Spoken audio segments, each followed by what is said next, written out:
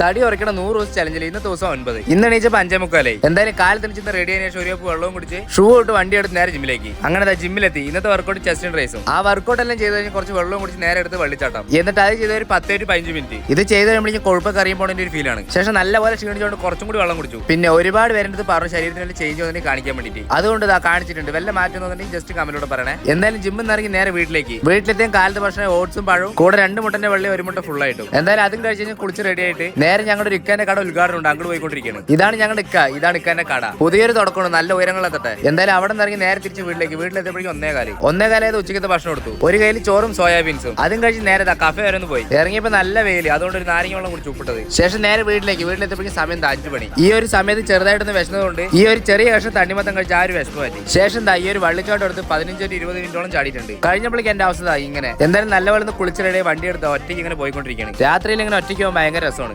എന്തായാലും തിരിച്ച് വീട്ടിലെത്തി രാത്രി ഭക്ഷണം ചപ്പാത്തിയും സോയാബീൻസും കൊടുത്തു. അതും കഴിച്ചിട്ട് രാത്രി 9 വരെയാകുമ്പോഴേക്കും ഞാൻ കിടന്നുറങ്ങി. അപ്പൊ 100 ദിവസത്തിൽ 9ാം ദിവസം കഴിഞ്ഞു. ഇനി 10ാം ദിവസം കാണാൻ ബൈ.